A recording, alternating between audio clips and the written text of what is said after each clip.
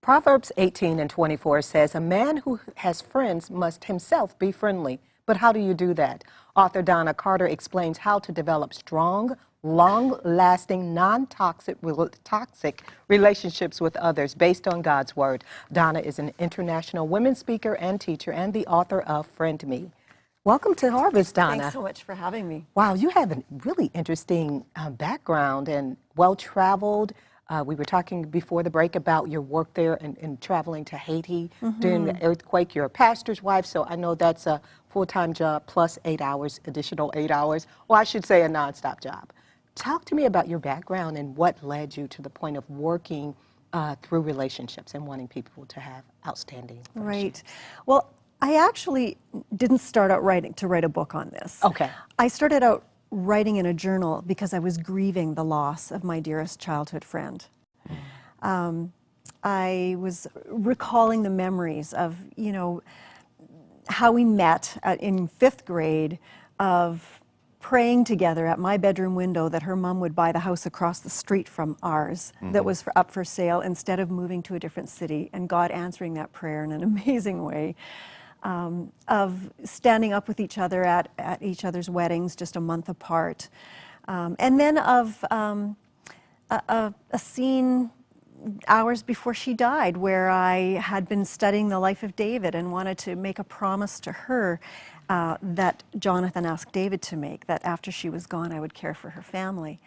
And so thinking about all these things is really what got me thinking about friendship. When my daughter was little, when she would get upset with me, maybe she was in kindergarten, she would say to me, "I'm not going to be your friend."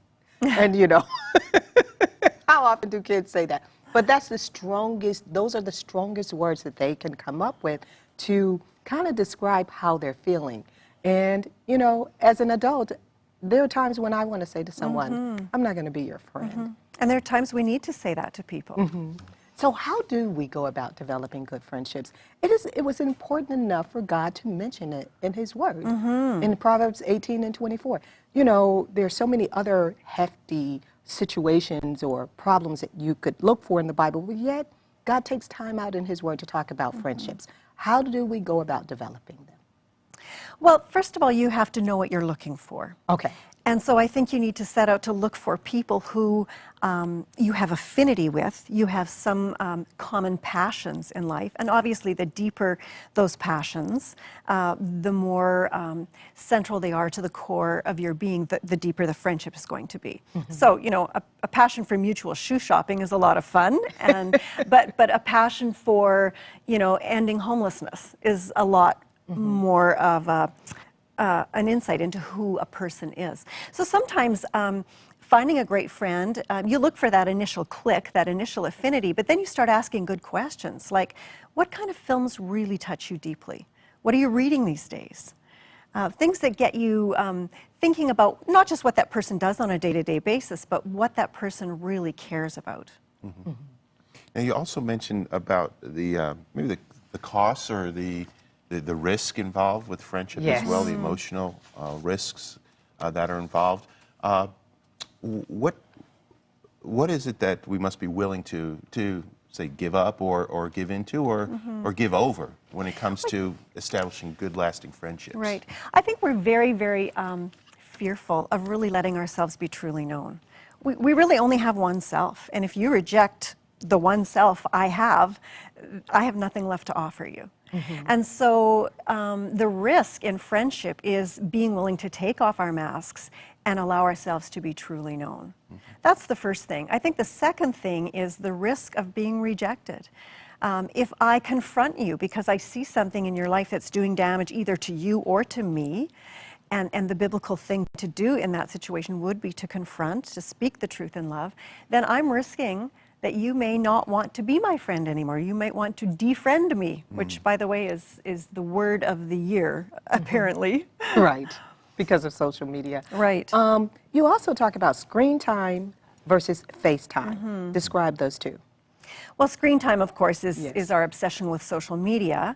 And I wouldn't want to go on record saying I think social media is a bad thing. It's a great way to connect with a broad range of people. But the problem with social media is that we can post our persona out there any way we want to. And we typically make ourselves seem happy and successful, and no one has really any idea what's going on underneath the surface. I mean, when's the last time you read a Facebook post that said, you know, I'm feeling really discouraged and I hate myself and my job sucks? You know, that is so true. Not that my job is like that. Does that. I love my job. But there are times when I do feel discouraged that I want to say that, or something has me down, that I want to say that, and I say, no, I don't want to put that out there like that. And that's what you're saying. That's the danger of it, because you're not allowed to be who you truly are. Right. So say if someone posts, you know, that they had cheesecake for breakfast and they really hate their job, you know, I might LOL at their breakfast choice and, you know, like their little diatribe about their boss. But face to face, I might be able to discern what unhealthy emotions were going on that caused that food choice and that little tirade on the internet. Well, what about, oh, I'm sorry, one more thing. What about like our kids or the 20-somethings where they are just driven by social media? Do we eventually come to the point where we have to have that one-on-one time with our friendships? Absolutely. Okay. Studies are showing us that if we have good face-to-face friendships, we will also have good online friendships. Okay. But if we have poor face-to-face friendships, then what's online isn't going to be important either. So the choice has to be to invest in face-to-face friendships. And then, sure, use social media to say, let's all get together at, you know, this restaurant for supper or whatever. And use those networks to facilitate interaction, but not to substitute interaction. I was going to say, with Facebook and other social media outlets, you might have hundreds, dozens, people have thousands of quote-unquote friends. But in real life, it just doesn't work that way. And I can't remember who said it, but I'm sure many have. You know, if someone has 2 or 3 close friends in their life, they're a very fortunate and blessed person. Do you find that to be true? Absolutely. I mean, even time-wise, you can't maintain, you can't nurture, and yeah, maintain is a very cold word. You can't nurture dozens of friendships. You have to choose the people that you are going to really invest in and who you trust to really invest in you. And then, you know, there are circles, right? It's like concentric circles. So you have your 2 or 3 really close friends, and then you have casual friends that you enjoy doing things with. And the circle can get bigger, but there's no substituting quantity for quality of friendships. Well, Donna, are some people like me, and I hate to admit this, but the older I get, the less inclined I am to let people into my life. Like gain brand new friends where I really am really close to them. I have really good friends, not to mention I have 5 sisters. So they're my friends as well. Yes. But I'm not, you know, it takes a while for me to kind of warm up to you and be really authentic in front of you. So is that good, bad? Well, there what? may be 2 things going on there. The truth is your friendship cup might be full. And, Okay. And that's okay. I do feel that way. And that's okay. You're amazingly blessed. I would have to say very few women share your experience. Okay. And I think there's 2 reasons for that. One, we've already talked about that we have this fear of really allowing someone to know us. But secondly, we give up too soon. We're so afraid to enter the danger zone of conflict. And every friendship will eventually enter into a time where we have to say hard things to each other. And some people are so incredibly afraid of that, they give up. They'd rather walk away Than face do that the work. conflict or get in that place of conflict. Yes. Now, as a pastor's wife, statistics show for people that are engaged in full-time ministry, men and women, the number of friends, I mean, I think there was a Barna study a few years ago that said that, you know, 90% of pastors don't have one person that they can be completely vulnerable, transparent with, someone that they can honestly say, they're my friend.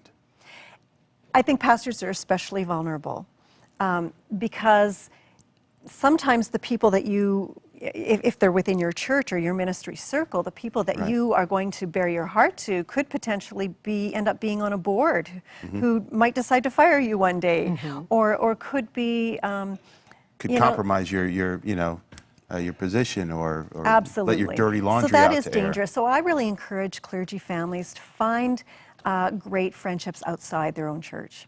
I mean, obviously you're going to need friends in your church, but those confidants should probably be outside. Well, thank you so much, Donna, for your insight. We'd like to have you back on Harvest. We've been talking with Donna Carter. She's the author of Friend Me, Turning Faces into Lasting Friendships. To connect with Donna, you can go to donnacarter.org, or you can go to harvest-tv.com and click on Show Info in the menu bar for an easy way to get a copy of Friend Me. Don't go anywhere. Harvest continues in a moment.